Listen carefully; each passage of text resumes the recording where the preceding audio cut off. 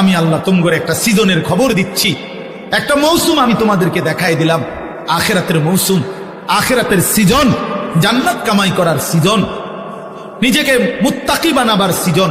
কি? কুতিবা আলাইকুমুস সিয়ামু কামা কুতিবা আলাল্লাযীনা মিন ক্বাবলিকুম লাআল্লাকুম তাত্তাকুন।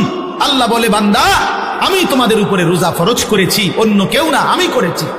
তোমাদের পূর্ববর্তী যত ঈমানদার উম্মত ছিল তাদের উপরেও আমি ফরজ করেছিলাম। যদি বলি আল্লাহ কেন ফরজ করলেন? আল্লাহ বলেন, মুমিন, কারণ এটা আখিরাতের মৌসুম, আখিরাতের সিজন। আর আখিরাতের জন্য ঈমানের সাথে আরেকটা জিনিস লাগে, সেটার নাম হলো তাকওয়া। কোন ব্যক্তি যখন ঈমান এবং তাকওয়া, এই দুই জিনিস, ঈমান বলে পাসপোর্ট, তাকওয়াকে বলে ভিসা, এই ঈমানের পাসপোর্ট, তাকওয়ার ভিসা, এই দুই জিনিস যখন জমা দিবে তখন সাথে সাথে জান্নাতের ফ্লাইট হয়েছে। আল্লাহ বলেন, সেই তাকওয়া আমি রমজান মাসে দেব, লাআল্লাকুম তাত্তাকুন। রমজানে আমি পাসপোর্ট, সাথে পাসপোর্টের মধ্যে ভিসা লাগাবো, ভিসা লাগাবো।